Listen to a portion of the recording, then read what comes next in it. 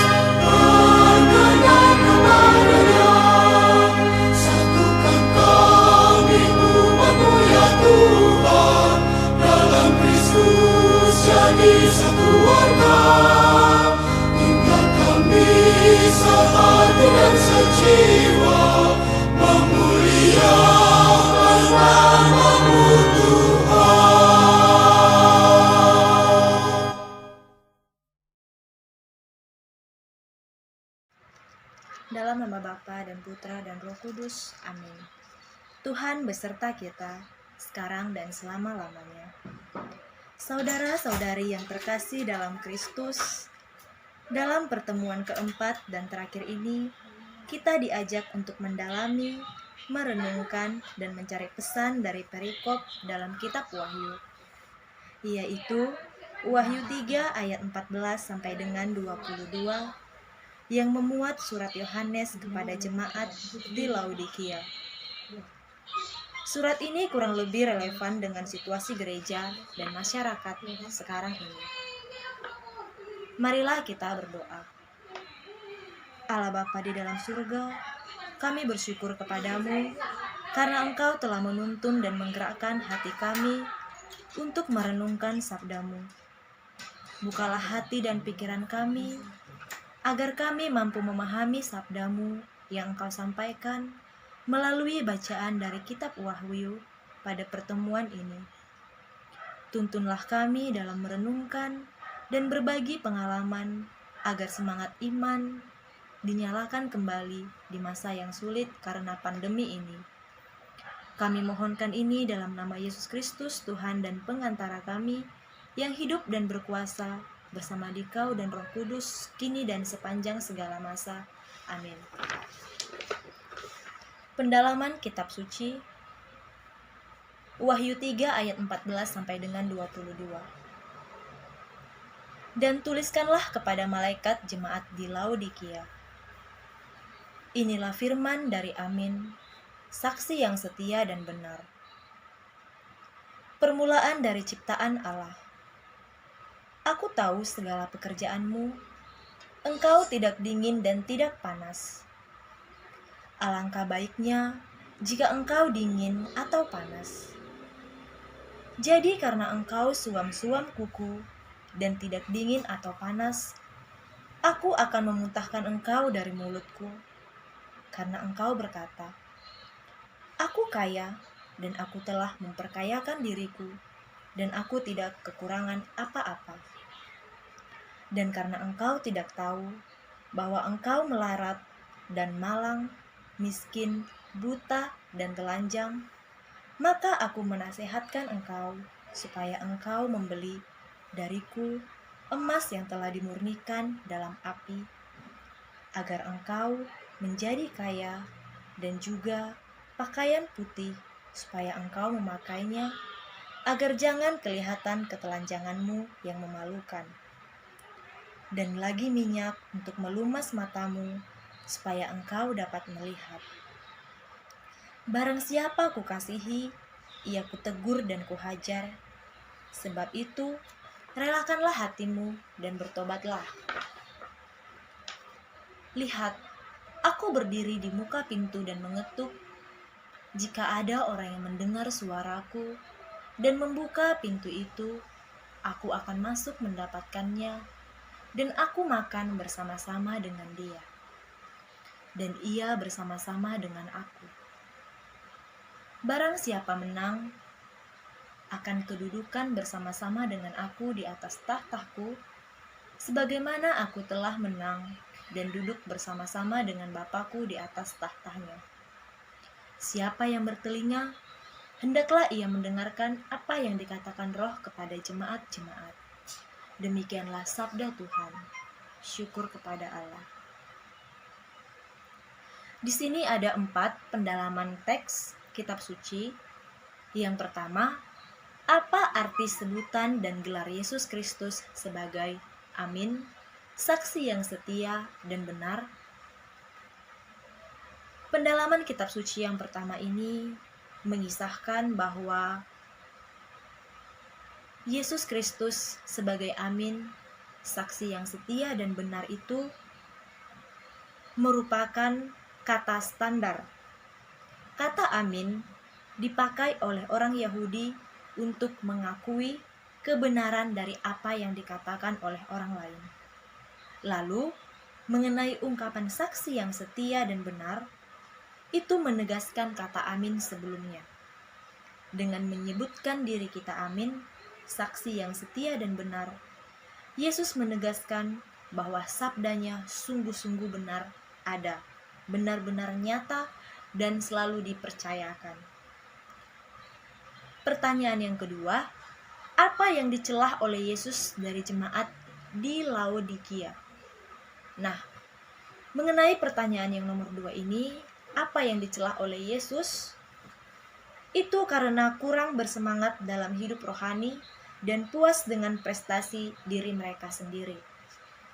Lalu yang ketiga, apa yang membuat jemaat Laodikia bermentalitas suam-suam kuku? Semangat suam-suam kuku jemaat Laodikia disebabkan karena mereka mampu mencukupi diri mereka sendiri dengan puas diri. Nah, dengan harta dan kekayaan, mereka merasa hidupnya akan terjamin. Di sini kelihatan ada kontras yang tajam antara pernyataan jemaat dan kenyataan yang sesungguhnya. Jemaat Laodikia itu membanggakan kekayaannya dan percaya bahwa kekayaannya itu memberi jaminan hidup. Nah, jadi mereka tidak pernah berhenti berusaha memupuk harta mereka. Apa yang mereka miliki seolah-olah tidak pernah merasa puas. Mereka tidak pernah merasa kepuasan dengan apa yang mereka miliki. Lalu pertanyaan yang terakhir, apa perintah Yesus bagi jemaat Laodikia setelah memberi mereka nasihat? Di sini perintah Yesus bagi jemaat Laodikia setelah memberi mereka nasihat, yaitu Yesus memberikan sebuah perintah tegas. Relakanlah hatimu dan bertobatlah. Artinya, perintahnya ini agar mereka bersemangat, atau semangat mereka, bagaimana semangat mereka supaya mereka menyala-nyala. Nah, itu adalah kata-kata Yesus dalam mengajak jemaat Laodikia ini berubah dari mentalitas suam-suam kuku. Jadi, bertobat tidak hanya berarti perintah untuk mengubah sikap, mengubah perilaku, tetapi itu dilampaui dari hati yang paling dalam untuk bertobat. Nah, di sini juga ada sharing dan aksi nyata. Sharing dan aksi nyata itu ada 4 pertanyaan. Yang pertama, apakah problem yang dihadapi oleh jemaat Laodikia juga aku atau kita alami saat ini? Tunjukkan secara konkret. Lalu yang kedua, dalam pengalaman hidupku, dalam pengalaman hidup kita, apa sih nafsu serakah akan harta dan kekayaan mengikis iman dan kepercayaanku kepada Tuhan? Selanjutnya yang ketiga, sejauh mana harta dan kekayaanku dapat berfungsi secara positif untuk mengembangkan hidup menggereja? Dan yang terakhir, selama masa krisis pandemi COVID ini, apakah kita mengalami kemunduran dalam hidup rohani sehingga terjangkiti virus suam-suam kuku? Baik, di sini saya akan menjawab mengenai sharing keempat tersebut. Tetapi yang ingin saya sharingkan itu pertanyaan yang nomor 2, yaitu dalam pengalaman hidupku, apa nafsu serakah akan harta dan kekayaan mengikis iman dalam kepercayaan kepada Tuhan? Nah, kalau ditanya dalam pengalaman hidupku, saya pernah mengalami nafsu serakah. Nah, itu saat saya berada di kelas 2 SMP. Nah, saat itu saya melihat teman-teman saya berpakaian mewah, lalu sepatu mereka unik-unik, memakai perhiasan yang bagus-bagus. Jadi dalam hati saya itu ada sedikit nafsu untuk melakukan apa yang dilakukan oleh teman saya kepada saya. Jadi ada kata-kata, saya punya ini, saya punya itu, punya kamu tidak ada. Nah, jadi ada rasa ingin seperti mereka. Mereka punya harta dan kekayaan yang mewah, sedangkan saya tidak punya apa-apa. Jadi saya merasa, kok aku nggak seperti mereka ya? Kok mereka bisa ya? Kok aku enggak ya? Nah, disitulah ada rasa timbul nafsu untuk melakukan seperti teman-teman yang saya lihat dari saya waktu SMP dulu. Lalu sharing mengenai pertanyaan yang nomor 3. Sejauh ini, bagaimana harta dan kekayaanku dapat berfungsi secara positif untuk mengembangkan hidup menggereja?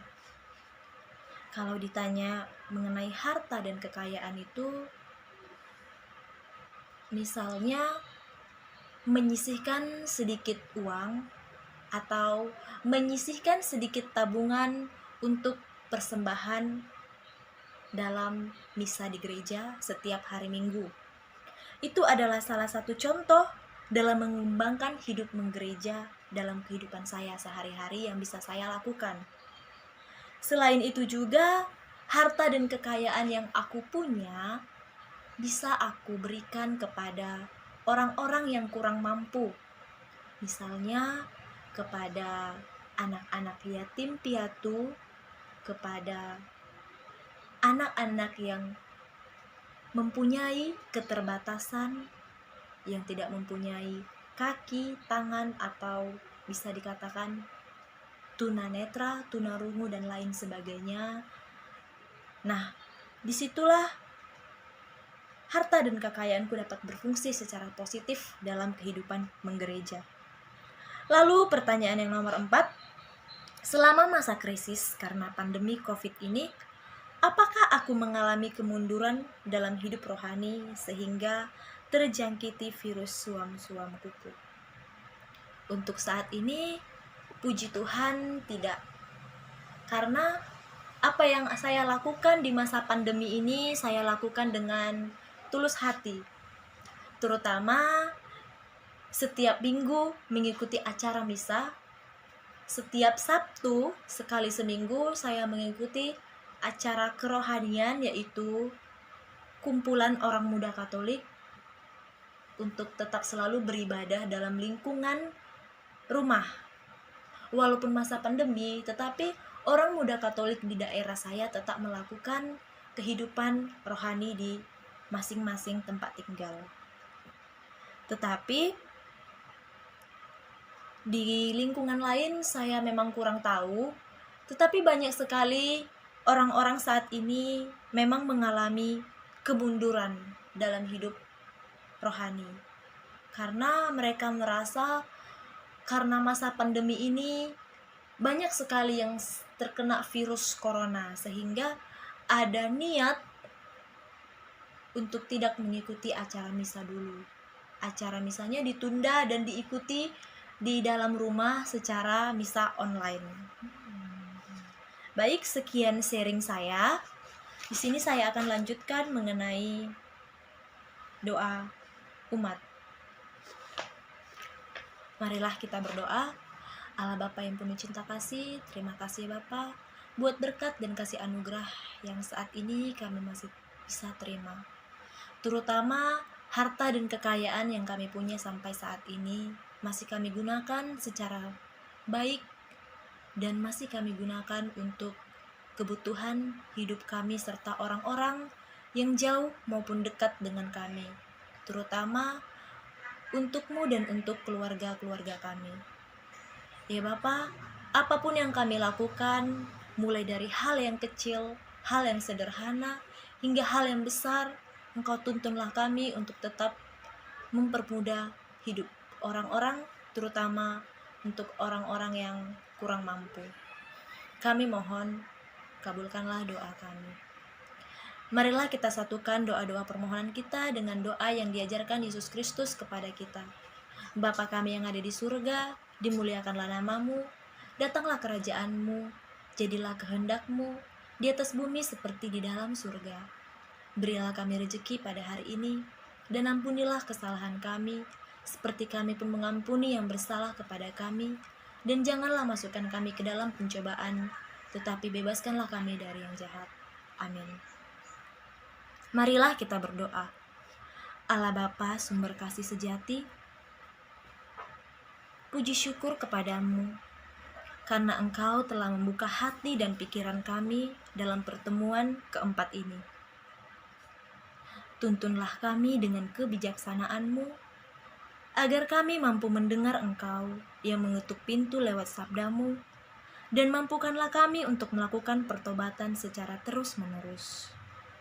Doa ini kami mohonkan kepadamu, dalam nama Yesus Kristus Putramu, Tuhan dan pengantara kami, yang hidup dan berkuasa, dan Roh Kudus, kini dan sepanjang segala masa.